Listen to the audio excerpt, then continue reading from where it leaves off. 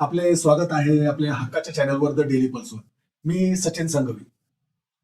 मित्रांनो, मला आज एक सिनेमा आठवतोय, आजचा दिवस माझा. हा सिनेमा स्वर्गीय महाराष्ट्राचे मुख्यमंत्री अब्दुल रहमान अंतुले यांच्या जीवनातील एका विशिष्ट घटनेबाबत उल्लेख करतो. तो सिनेमा तुम्ही बघितला नसेल तर तो नक्कीच बघा. फार सुंदर सिनेमा आहे. आपला आजचा जो विषय आहे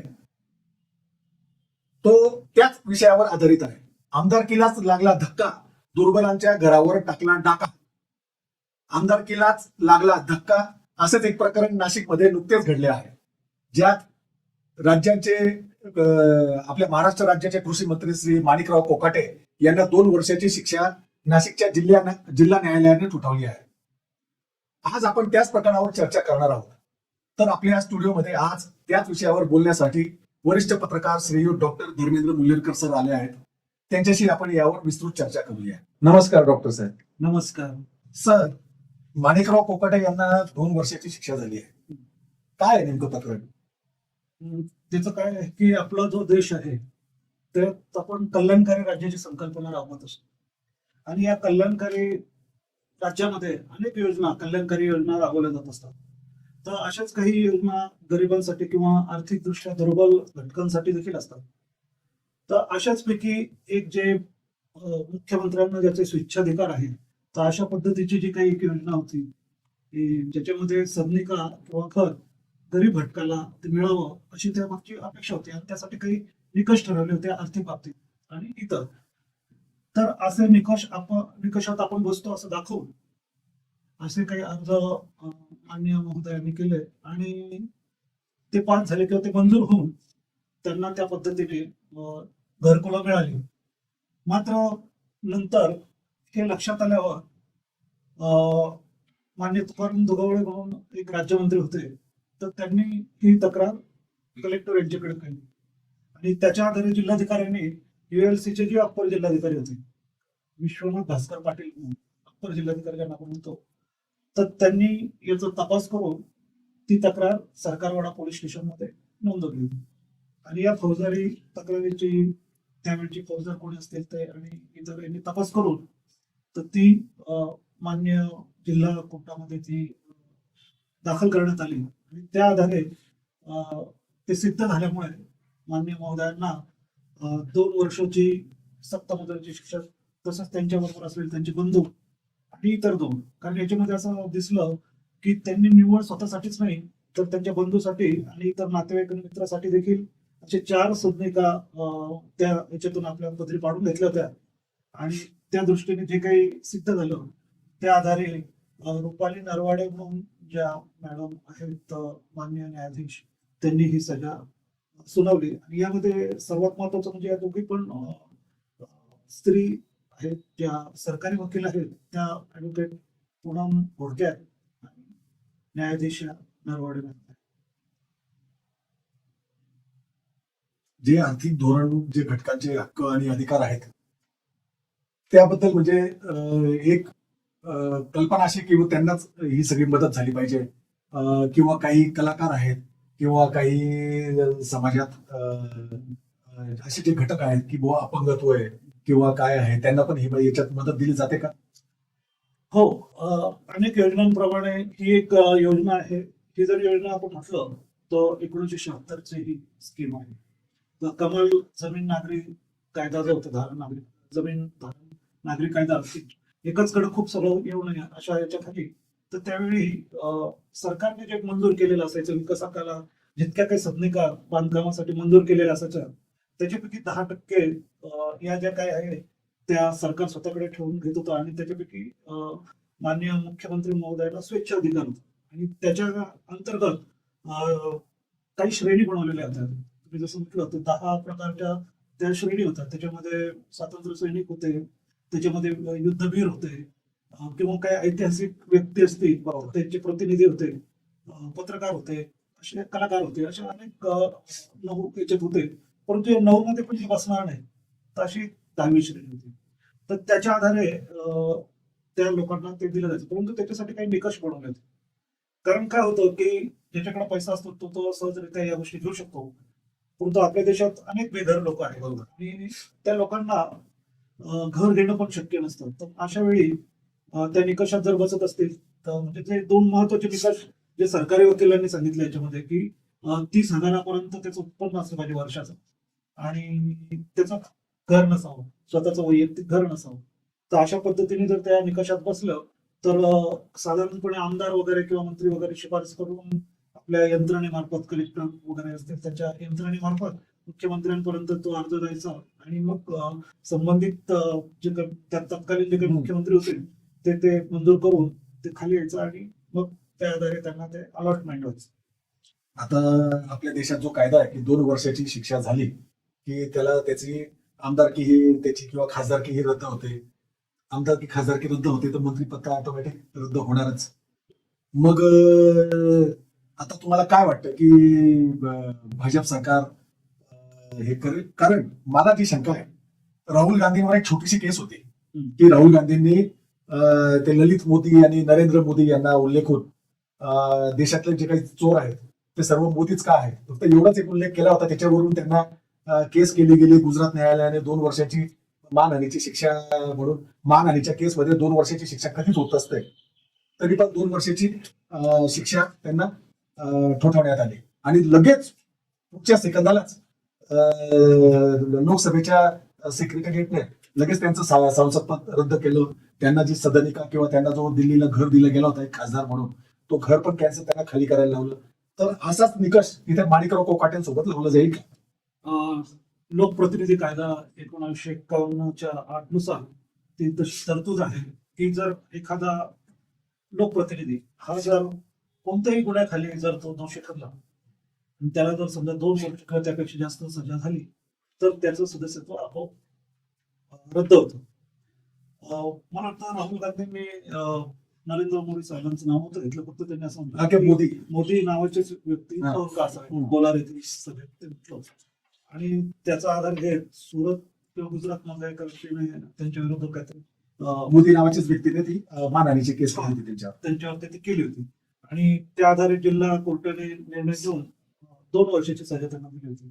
परंतु त्यांचं आणि लोकांचं असं म्हणणं होतं की ही जी काही गुन्हा आहे याला 2 वर्षाची खूप मोठी सजा आहे आणि त्यांना तसं कोर्टाने 30 दिवसाची मुदतही दिली होती आणि स्थगिती पण दिली होती तोपर्यंत. परंतु तरी सेक्रेटरिएट जे होतं संसदेचं तर त्यांनी त्यांचा अधिकार त्या कायद्याखाली वापरून त्यांनी राहुल गांधींचं सदस्यत्व रद्द केलं होतं. आणि याच्या बाबतीत एक खूप छान योगायोग असा होता की हा जो 51ची जी तरतूद होती 8वी, तर त्याच्या विरुद्ध हे करण्यासाठी एक अध्यादेश मनमोहन सिंगांच्या काळामध्ये सगळ्याच खासदारांनी म्हणजे विरोधी असतील हे असतील की खासदाराला एवढी लगेच शिक्षा का, तर अशा पद्धतीचं त्यांनी एक अध्यादेश तयार केला होता मनमोहन सिंगांच्या. परंतु लोक भावना एवढी उठली होती जोरदार की ते सगळे चिडले होते आणि योगायोग असा की तो अध्यादेश सहीसाठी राष्ट्रपतीपर्यंत पोहोचलाच नाही, कारण राहुल गांधींनीच तो फाडला. पत्रकार परिषद घेतली आणि त्याच्यात विरोध दर्शवून आपला तो अध्यादेशच फाडून टाकला. आणि तेच त्यांच्या विरोधात ती गोष्ट होते की त्यांना ते घर पण त्यांचं निवासस्थान पण हे केले गेलं आणि खासदारकी पण गेली होती. बस ते काही मंत्री नव्हते किंवा विरोधी पक्ष नेते, ते सारे खासदार होते. तशीच बाब मागचा जो आपल्या महाराष्ट्राची विधानसभा होती त्याच्यात एक सुनील केदार म्हणून आमदार होते, तर त्यांना नागपूर बँकेच्या केसमध्ये, नागपूर जिल्हा बँकेच्या केसमध्ये असंच त्यांच्या विरुद्ध कमी 5 वर्षाची काहीतरी शिक्षा झाली होती. तर तेव्हा पण आपल्या त्यांचं ताबडतोब विधानसभा सदस्य ते रद्द केलं होतं. तर लोकांची अशी मागणी की जर हे असं झालं तर मग कायद्याप्रमाणे तर हे लगेच म्हणजे काही करायची गरज नाही, त्याच्यासाठी अर्जही करायची गरज नाही, तर आमदारकी लगेच रद्द होईल आणि त्याच्या अनुषंगाने मंत्रिपद पण जातं. परंतु हे तसं होईल का असं मला म्हणतात. तर काहींचं मत असं आहे की ती स्थगिती दिलेली आहे त्यांना 30 दिवसाची आणि जामीन मंजूर झालेला आहे. तशी तर त्या राहुल गांधी आणि सुनील केदारांना पण 30 दिवसाची, कारण तो कायदाच आहे की ते जो हायकोर्टात त्यांना अपील करण्याची 3 महिन्याची मुदत दिलेली असते. तर कायद्यामध्ये असं आहे, तो जो कायदा मी असं कायदा वाचत होतो आपण जेव्हा या विषयावर, तर की 3 महिन्याची त्याच्यात मुदत असते. 3 महिन्याच्या आत जर हायकोर्टाने त्यांना स्टे दिला तर त्यांना 3 महिने अपीलाची वेळ दिलेली आहे. पण त्यांनी राहुल गांधी सोबत पण तो निकष पाळला नाही, सुनील केदार सोबत पण तो निकष पाळला नाही. आता ते माणिकराव कोकाटेंसोबत तो निकष पाळायचा ते म्हणतात. बघूया आता काय. माणिकराव तसे विवादास्पदच व्यक्ती, त्यांनी अनेक विवादास्पद विधान केलेली आहेत. हो. तर अनेक आपण वाचले असतील, ऐकले असतील. परत आता मध्येच त्यांनी असा जो ₹1 विमा शेतकऱ्यांना होता. तर ते म्हणाले की भिकारी पण ₹1 म्हणजे शेतकऱ्यांना म्हणले कोणते बोलल्याचा लोकांना लक्षात आलं. त्याचा खूप मोठा हो, विरोध हो. शेतकऱ्यांमधून आणि लोकांमधून झाला होता. अ, तसंच ते मध्ये म्हणाले होते की कोणत्या योजनेमध्ये 2-4% भ्रष्टाचार झाला तर त्याच्यातून काय बिघडलं. अशा पद्धतीने त्यांची 2-4 मध्ये वादग्रस्त झाला. त्यांनी तो जो धनंजय मुंडे कृषी मंत्री असताना ते जो भ्रष्टाचार झालेला आहे आता ज्या ते अंजलीताई दमानी तो सगळा भ्रष्टाचार बाहेर काढतायत, तर त्या भ्रष्टाचारामध्ये सुरुवातीला तर त्यांनी सांगितलं भ्रष्टाचार झालाच नाही, पण कृषी खात्याच्या जे अधिकारी आहे त्यांनीच तो भ्रष्टाचार उघडकीस आणलेला आहे. म्हणजे ठीक आहे, अंजलीताई दमानी काहीतरी 2,000 कोटी 5,000 कोटी असं काहीतरी फिगर सांगताय, पण ते जे कृषी अधिकाऱ्याचे सेक्रेटरी आहेत त्या 350-400 कोटीचाच भ्रष्टाचार झाला असं सांगतायत. पण नेमकं म्हणजे भ्रष्टाचार झाला हे ते सांगतायत. आता ते किती कोटी ते आकडा निघेल तो नंतर, पण माणिकराव कोकाटे तर सरळच म्हणतात की भ्रष्टाचार काही झालाच नाही. मग नंतर त्यांना 2-3% होतं असं होतं तसं होतं ते. पण ते त्यांचे कार्यकर्ते पण सांगतात की साहेबांचा स्वभाव जरा फटकळ असल्यामुळे ते बोलण्याच्या ओघामध्ये काही बोलून जातात आणि तर मग ते त्यांना सावरण्याची पाळी येते असं. आता सर ही 95-96 ची केस आहे. हम्म. 1995-96 त्यावेळेस युती सरकार होते. हम्म. त्यावेळेस माणिकराव कोकाटे शिवसेनेतच होते. हम्म. ते शिवसेनेतूनच पहिल्यांदा काही जिल्हा परिषदवर कुठेतरी ते काही त्यावेळेस गेले होते असं काहीतरी कुठेतरी मी वाचलं ते. तर ते 95-96 ची केस आज 2025 मध्ये ती पटालावर कोर्टात आणण्यात आली. याच्या मागे तुम्हाला काही षडयंत्र नाही वाटत का? षडयंत्र तसं नाही वाटत, परंतु काय झालं की आपल्याकडे माहिती आहे की लांबत जातात केसेस हो. आणि प्रक्रिया शासकीय प्रक्रिया एवढी जटिल आणि अवघड आणि इतक्या केसेस न्यायमूर्तींसमोर असतात.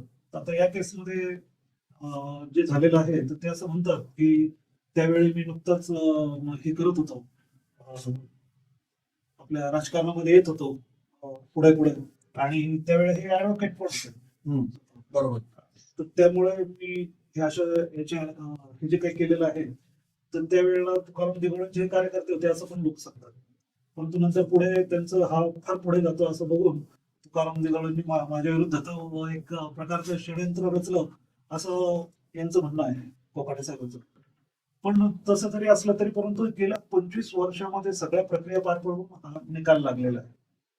नाही कारण हा कोर्ट पुढे षडयंत्र रचणं हे कितपत, कारण आजकाल सुप्रीम कोर्ट पण कुठेतरी आपल्याला मॅनेज होतं ना, राम मंदिर केसमध्ये हायकोर्ट कुठेतरी काही केसेस मध्ये मॅनेज होतात. मॅनेज नाही झालं. उलट त्या न्यायमूर्तींनी एकदम जे काही समोरचे हे आहेत पुरावे आणि साक्षी बघून ते निर्णय दिलेले आहेत. कारण याच्यामध्ये स्पष्ट ते असं मी ऐकलं की त्यांचे वडील संचालक होते कोपरगाव साखर कारखान्याचे आणि फार मोठी शेती त्यांची सिन्नरला होती आणि त्यांचा मोठ्या प्रमाणामध्ये ऊस हा कोपरगाव साखर कारखान्यात जात होता आणि त्यामुळे त्याचे जे चेक होते तिथला जो फायनान्स ऑफिसर असतो त्या प्रत्येक साखर कारखान्यात, तर त्या अकाउंट्स ऑफिसरने त्याची साक्ष घेतली आणि तर त्याच्या साक्षीमध्ये त्यांनी ते कबूल केलं की इतक्या मोठ्या प्रमाणामध्ये यांच्याकडे पैसे म्हणजे त्यांच्याकडे संपत्ती ही माणिकराव कोकाटे शिवाशापेक्षा जास्त हे त्यांना आढळलं. मी काल सिन्नर मध्ये अशीच माहिती काढली.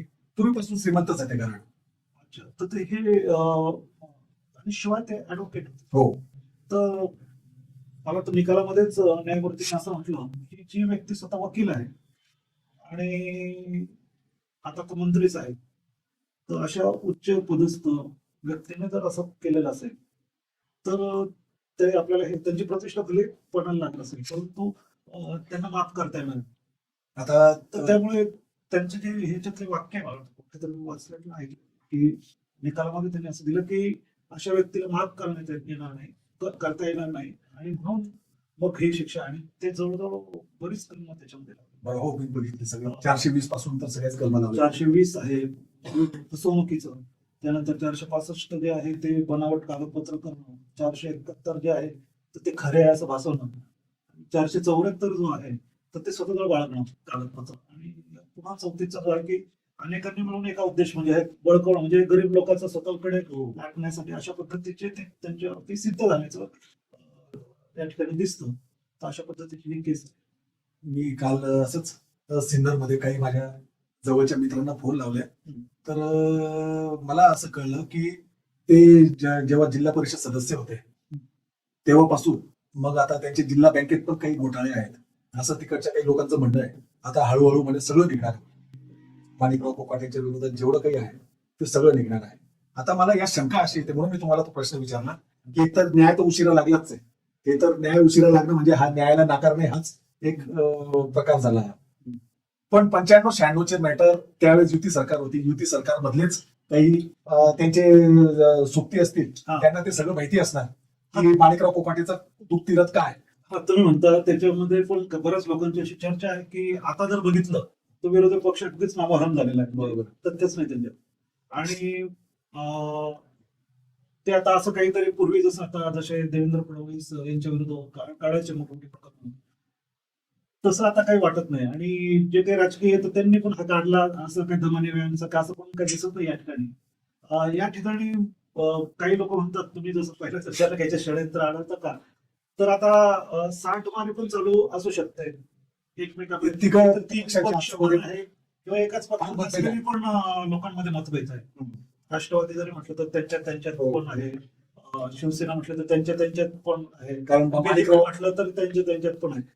परंतु या ठिकाणी एक माणूस सगळं असं वाटतं की आपण अगदी क्लिअर करायला जाऊ. पण या ठिकाणी ते कसे काय अडकले तर त्याच्या बाबतीत एक किस्सा या ठिकाणी सांगितला आहे. तो त्यांनी मला वाटतं पुरावा म्हणून पण घेतलेला आहे. यांनी पेश केलेला आहे कलेक्टर ऑफिसला. तर यांनी काय केलं की 95 मध्ये मला वाटतं 1995 मध्ये बंदुकीसाठी अप्लाय केलं. बरं. आणि त्याच्यामध्ये त्यांनी काय कारण असं द्यावं लागतं ना की का तुम्हाला कोणता धोका आहे. तर त्याच्याने असं केलं की बाबा माझ्या हाताखाली जवळजवळ 40-50 मजूर आहे, माझं असं काम आहे. त्या प्रत्येकाला मला दर आठवड्याला की महिन्याला 9,000 रुपये द्यावे लागतात. इंटू केला न वर्षाची काम इथं मग, आणि त्याच वर्षी त्यांना ते मिळणार होतं 94-95. आणि ती रक्कम आणि हे मग एवढ्या मोठ्या प्रमाणात तुम्ही व्यापार किंवा उद्योग करता, तर त्या ठिकाणचं कसं. आणि शिवाय काय झालं की यांना जी ही मिळाली तर हे 4 घरं होती. म्हणजे एक ते स्वतः माणिकराव कोकाटे, त्यांचे बंधू विजय शिवाजी कोकाटे, आणि एक सोनवणे आणि एक गोवर्धने म्हणून त्यांच्या नातेवाईक आणि मित्र, असे चौघांच्या नावाने त्यांनी घेतलं. परंतु त्या दोघांना त्यांनी बाजूला ठेवून सगळं स्वतःच त्याचा उपभोग घेतला. आणि त्या ठिकाणी त्यांचं एक माको नावाचं दुधाचं एक व्यापार आहे, उद्योग आहे. तर त्याचं एटीएम आणि त्याला आपण म्हणतो डेअरी, हा. तर त्या ठिकाणी त्यांनी ती काढलेली आहे. तर त्याचं चित्रण पण बऱ्याच ठिकाणी दाखवलेलं आहे. तर आपलं कॅनडा कॉर्नर जो आहे नाशिकचा, तर तिथले जे येवलेकर माळा कॉलेज रोड आहे तिथे त्या निर्माण हे जे काही बिल्डर होते निर्माण बिल्डर, तर त्यांच्या त्या सदनिकांमध्ये 4 सदनिका आहेत. आणि त्या हे त्यांनी ताब्यात घेऊन हा उद्योग चालू आहे. आणि योग असा की त्याचं उद्घाटन मान्य गिरीश महाजन साहेबांनी केलं. तर असं ते सगळंच प्रॉब्लेम मध्ये आलेलं आहे. तर तर कशा पद्धतीने ते सॉल्व्ह करतात संपूर्ण राजकीय पद्धतीने ते बघावं लागतं. कारण याच्या मागे दुसरा एक विषय पण आहे की 3 महिन्याच्या या काळात सरकारचे 2 मंत्री अडचणीत आले आहेत. दोघंही अजित पवार राष्ट्रवादी गटाचे आहेत. एकीकडे देवेंद्र फडणवीस आणि अजित पवारांचं फार घट्ट मैत्री आहे. दुसरीकडे यांनी एकनाथ शिंदेला असं दुधातले मक्की सारखं बाजूला करून ठेवलेलं आहे. ते सध्या जे प्रकरण गाजतंय त्याच्यामध्ये अनेक प्रकरण आहेत. त्याच्यात नाशिकच्या काय म्हणतात ते पालकमंत्री पदाचा पण विषय आहे. मग ते नाशिक जिल्ह्याचं नेतेपद कोणाकडे असेल. मग त्याच्यात भुजबळ साहेब त्या माणिकराव कोकाटेंचे एकदम कट्टर विरोधक आहे. इकडे दादा भुसेला इकडे हे व्हायचंय, पालकमंत्री व्हायचंय. गिरीश महाजन पालकमंत्री झालेले आहेत. पण नाशिक जिल्ह्याच्या आता जी काही 2 वर्षानंतर जे काय कुंभमेळा येणार आहे त्याच्या मिटिंगा घ्यायला एकनाथ शिंदे नाशिकला येतात आणि त्या मिटिंगांना स्वतः पालकमंत्रीच गैरहजर राहतात. एवढं सगळं सावळा गोंधळ कारभार चालू आहे. त्याच्यामुळे मला ही शंका येते की हे अजित पवार गटाचे 2 मंत्री भ्रष्टाचारामध्ये एकदम हे झालेले आहे. हळूहळू हे देवेंद्र फडणवीस किंवा भाजप हे RSS या दोघं पक्षांना डागाळून बाजूला करण्याच्या नादात तर नाही येत. राजकीय विश्लेषक असा अनेक अन्वय अर्थ लावतील आता या गोष्टींना. परंतु ही गोष्ट घडलीच नाही का, घडली ना. किंवा ही तर काही दुसऱ्यांनी घडवली नाही. आज ते 4 सदनिका पण तिथे आहे. ते जप्त करण्याचे आदेश दिलेले, म्हणजे ताबडतोब जप्त करा असे त्यांनी म्हाडाच्या अधिकाऱ्यांनी ULC जिल्हाधिकाऱ्यांना आदेश दिलेले आहेत न्यायाधीश त्या निकालपत्रामध्ये. तर ते सदनिका आहेत. पण ते त्या निकषात बसत होते का, तर एकूण चित्र बघतात ते दिसत नाही तसं. बरोबर. तर जो अनेक ठिकाणी जो दिसतो की समजा त्या आपण समजा आता अनेक उभं राहण्याचे पण आपण बघतो की ओबीसीसाठी असतं किंवा एससी एसटी साठी असतं किंवा आदिवासींसाठी असतात, अशा काही जागा राखीव असतात. परंतु बऱ्याचदा ते नसताना खोटी कागदपत्र करून अनेक लोक उभे राहतात आणि ते निवडून येतात आणि बऱ्याचदा काही काहींचं निघून जातं. बरोबर. काही ठिकाणी शासकीय सेवेत देखील अनेक अधिकारी असे खोटे पत्र घेऊन किंवा काही जण त्या नॉन क्रिमिलियर क्रिमिलियर याचा पण त्या ठिकाणी उपयोग करून फायदा घेतात. अनेक लोकांकडे आता आपण बघितलं मागे की केसरी जे ते आहे रेशन कार्ड त्या अनेक इव्हन शासकीय कर्मचाऱ्यांकडे पण सापडले. तर अशा निकष करून आपल्या लाडक्या बहिणींचं पण आपण दिसलं की जवळजवळ 5-1 लाख त्याच्यात अशा दिसल्या की ज्या पात्र नव्हत्या. तर मुळात हा मोह जो आहे तर हा टाळता आला पाहिजे की आपण त्याच्यामध्ये पात्र नसताना त्या निकषात बसत नसताना आपण त्याचा हक्क आहे तो हक्क मारून आपण हे करत असू तर ते चुकीचं आहे असं मला असं वाटतं. या केसमध्ये तसंच पण समजा या ज्या 5 लाख महिला ज्या आता त्याच्यातून बाहेर निघतायत लाडकी बहीण योजनेतून, ज्यांना बाहेर काढलं जात आहे सरकारद्वारे, यांना हे पूर्वी फिल्टर करता नाही आलं का फक्त त्यावेळेस इलेक्शन होत आहे? कारण माझा विषय असा आहे की त्यांना एकेका महिलेला 7,500 रुपये इलेक्शनच्या पूर्वी देण्यात आले 5 महिन्याचे, बरोबर. तर या 5 लाख महिलांना 7,500 रुपये दिले, हा सगळा टॅक्स पेअरचा पैसा आहे, बरोबर. यांनी तो इलेक्शनच्या एक प्रकारे ते हीच आहे सर रिश्वत, म्हणजे काय ते आपण नोट पर वोट काय जे असतं, म्हणजे इलेक्शनच्या पूर्वी जे काही पैसे किंवा काही वाटले जातात हे केले जातात, तर हे सरकारी खजान्यातूनच पैसा वाटून हे 5 लाख वोट त्यांना त्याने डायव्हर्ट केलंच तसं. तर तो एक वेगळा विषय आहे.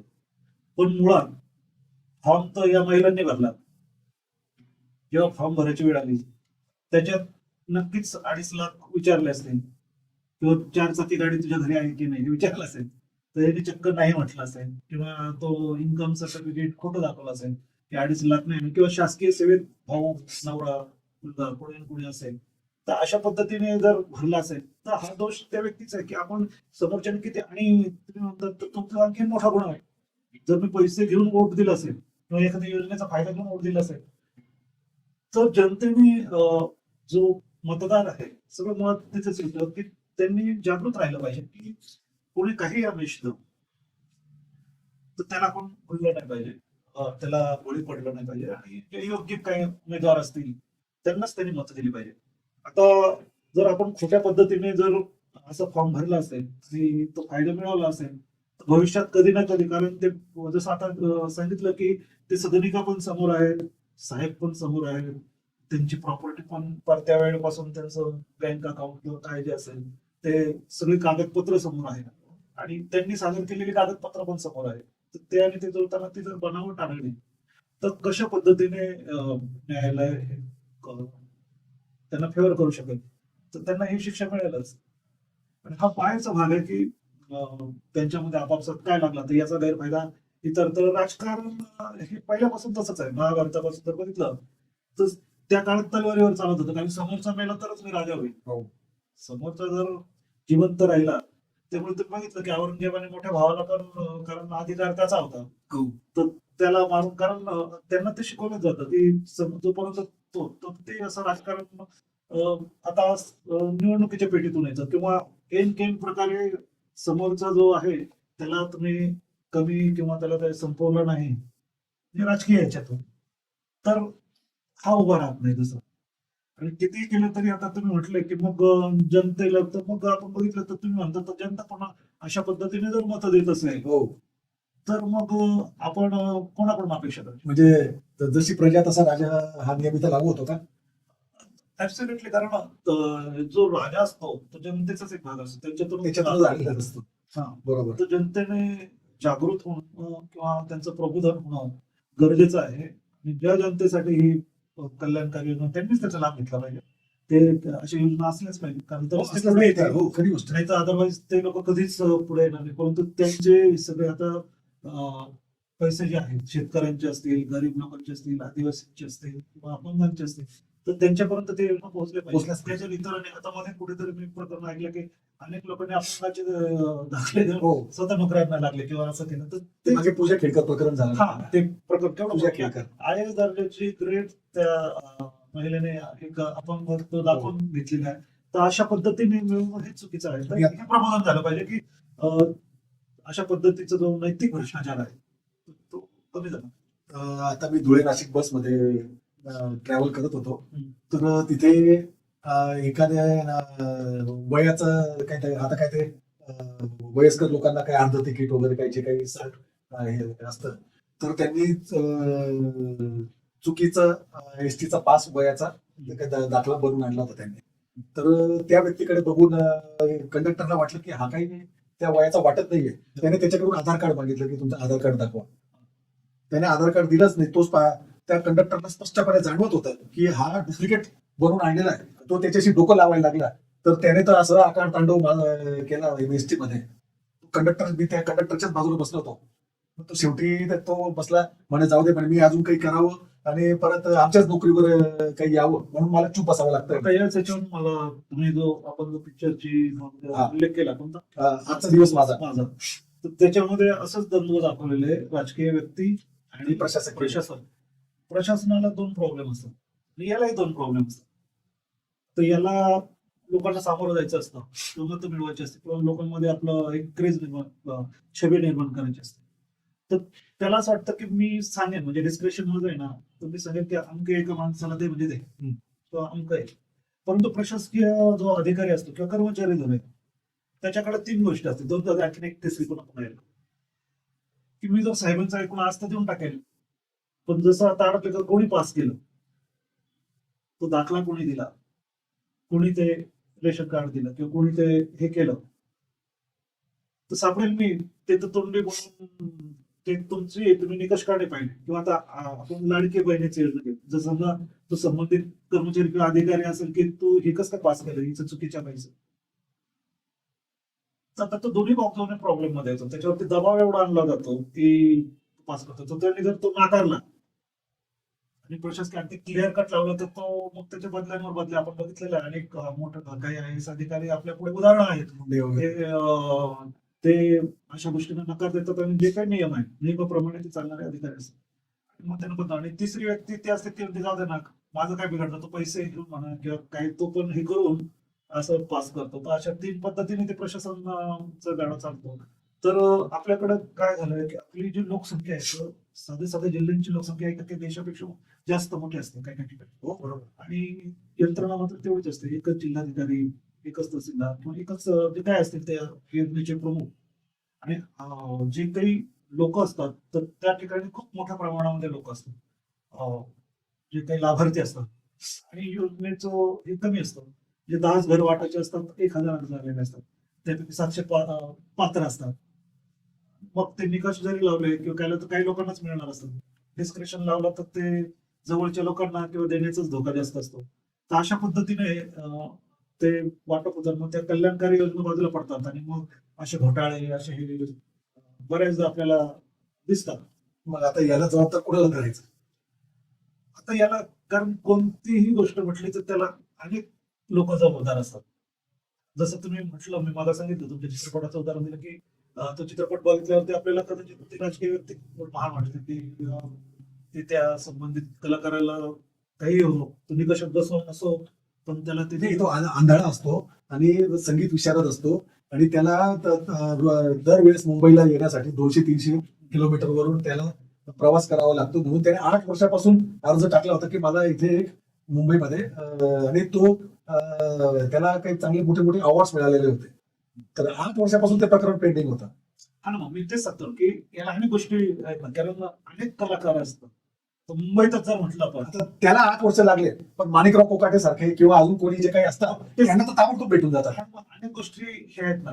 मग राजकीय आता डिस्क्रिप्शन आहे, आता हे साहेब परफेक्ट होते आपले चित्रपटातले की योग्य व्यक्तीला मिळावं, पण त्याच ठिकाणी जर तो करत किंवा अशा पद्धतीने मिळवणार चिप्स राजकीय बरोबर, तर त्याला वाटलं माझ्या 4 कार्यकर्त्यांना पण मिळावं, मग कशी परस्पर होता ना.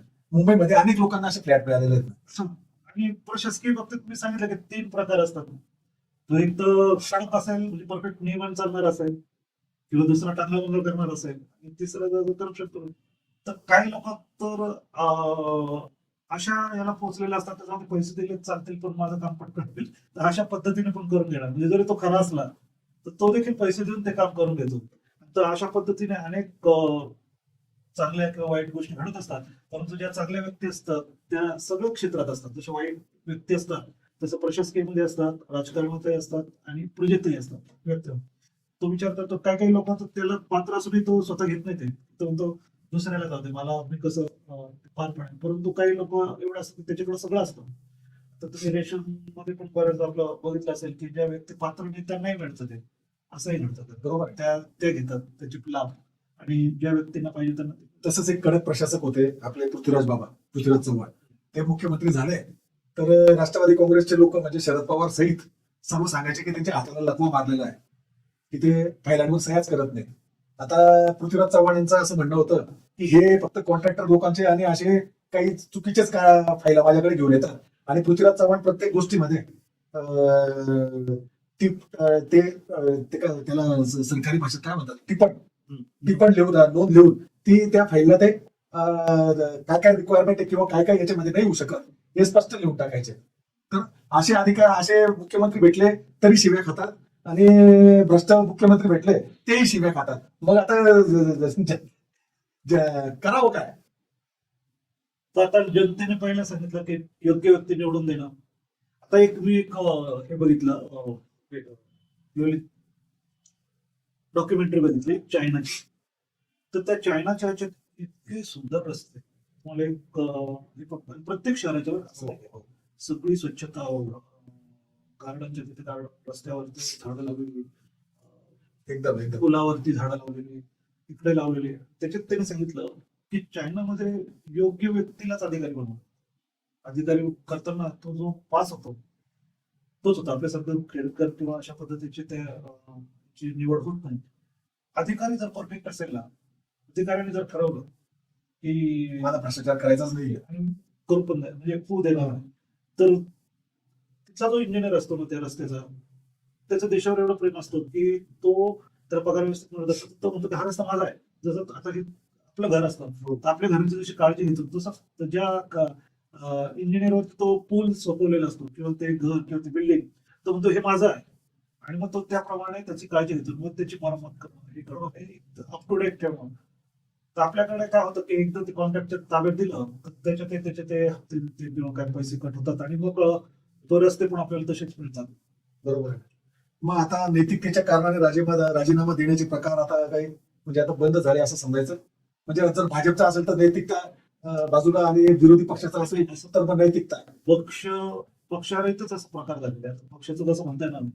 तर पूर्वी कसं होतं की आता लाल बहादूर शास्त्रींचं उदाहरण सगळीकडे दिलं जातं की एक कुठेतरी रेल्वेचा अपघात झाला, त्यांनी ताबडतोब राजीनामा दिला. त्यानंतर माधव शिंदेनी पण राजीनामा दिला. विलासराव साधे रामगोपाल वर्माला ताज हॉटेलमध्ये घेऊन गेले होते तर त्यांना राजीनामा द्यावा लागला. आराराबांनी काहीतरी बडे बडे शेरों पे अशी दुर्घटना होती रे, असं काहीतरी शब्द वापरला होता, त्याच्यावरून त्यांना राजीनामा द्यावा लागला होता. अशोकराव चव्हाण यांवर आरोप झाला ते आदर्श घोटाळ्याचा, त्यांना राजीनामा द्यावा लागला. दिल्लीमध्ये ते आपले शिवराज पाटील गृहमंत्री असताना त्यांनी काही एका दिवसात 3-4 ड्रेस बदलले तर त्यांना राजीनामा द्यावा लागला. म्हणजे नैतिकतेच्या कारणावर एवढे राजीनामे झाले. ते लाल बहादूर शास्त्रीच्या प्रकरणात पण मी काल असंच होतं, तुम्ही जे आता लाल बहादूर शास्त्रीचं विषय बोलले की 2 ऍक्सिडेंट झाले होते. पहिला ऍक्सिडेंट झाला त्यांनी राजीनामा देऊन टाकला, तेव्हा जवाहरलाल नेहरू पंतप्रधान होते. तर जवाहरलाल नेहरूंनी सांगितलं की वो ऍक्सिडेंट मध्ये तुझी काय चुकी आहे, त्यांनी तो राजीनामा ऍक्सेप्ट नाही केला. काही महिन्यानंतर परत दुसरा ऍक्सिडेंट झाला, मग त्यांनी राजीनामा दिला आणि नेहरूंनी तो राजीनामा स्वीकारला देखील. म्हणजे जबाबदारी घेण्याची जी काही असते. एक स्वतःचेच विवेक असतो, स्वतःची विवेकबुद्धी वापरली गेली पाहिजे.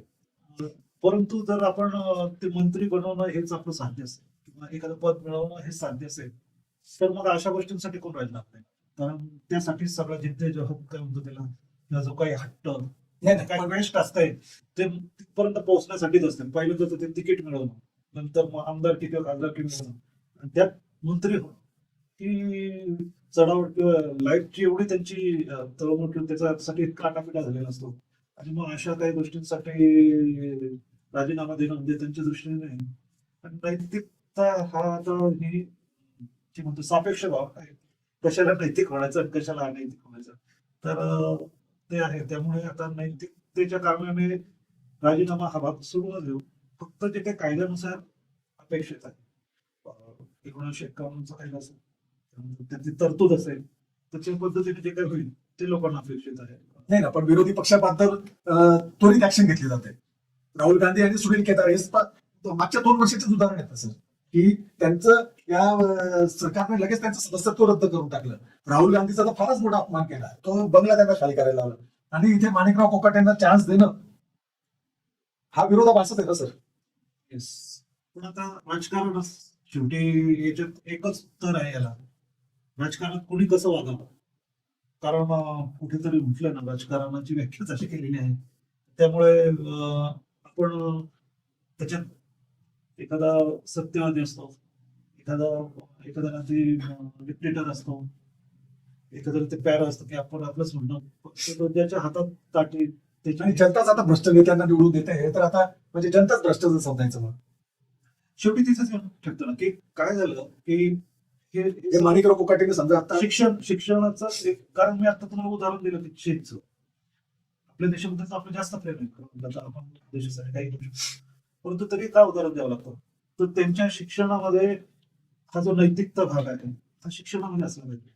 त्यांच्यापुढे उदाहरणं असली पाहिजे त्यांच्या आईवडिलांची, त्यांच्यापुढे उदाहरणं असली पाहिजे शिक्षकांची, आणि शिक्षणामध्ये जे काही पुस्तकं म्हणजे काही त्यांच्या पुढे येईल तर त्याच्यामध्ये, परंतु आपण आपले जे चित्रपट असतात आपल्या ह्याच्यामध्ये बऱ्याचदा तर जो काही डॉन असतो तोच मेन हिरो असतो. तर अशा वेळी जर कशा पद्धतीने त्यांनी पुढवणी केली, आपण राजकारणात त्याच व्यक्तीला चाणक्य म्हणतो की जो काहीतरी याचे उद्योग करून सत्ता मिळवतो. चाणक्य तसं नव्हतं, तर ते अर्थशास्त्रावरती त्यांचे जे विचार होते आणि कशा पद्धतीने, पण इथे काय की त्यांनी सांगितलेलं काहीतरी आपण घ्यायचं साम दाम दंडभेद आणि एन प्रकारे आपण सत्ता मिळवण्यासाठी, तर मग ती नैतिकता येणार कुठून.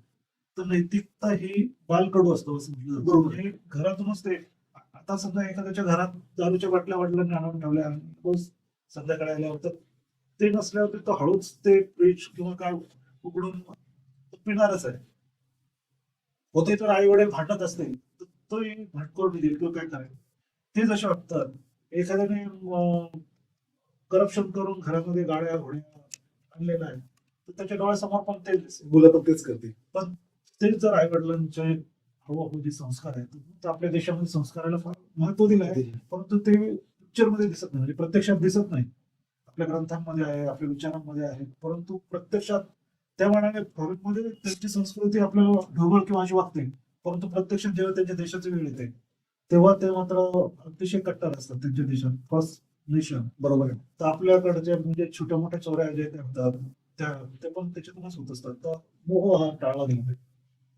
तर मित्रांनो, आज जे माणिकराव कोकाटे यांच्यावर जी काही 2 वर्षाची त्यांना शिक्षा झाली आहे, तर आता भाजप सरकार किती नैतिकता पाळते, त्यांचा राजीनामा घेते का व त्यांचं सदस्यत्व रद्द करते का, ते हे सगळं आता बघण्याची गोष्ट आहे. कारण त्यांनी राहुल गांधी व सुनील केदार यांच्यासाठी वेगळे निकष वापरले व आता स्वतःवर आली तर वेगळे निकष वापरतील का, हा आपला प्रश्न आहे. आणि विधानसभा अध्यक्ष जसं लोकसभेमध्ये लोकसभेचे स्पीकरांनी त्वरित कार्यवाही केली, तसे आता विधानसभाचे अध्यक्ष त्वरित कार्यवाही करतात का, तेच आता पुढे बघण्याची गोष्ट आहे. आपल्याकडे काही दुसरं काही उपाय नसते, फक्त आपल्याला बघत राहणे हाच आपला मागे उपाय आहे. तर आजचा विषय आज आपण इथे संपवूया. मुलेरकर सर, धन्यवाद, आपण स्टुडिओमध्ये आला. नमस्कार, मी सचिन संघवी.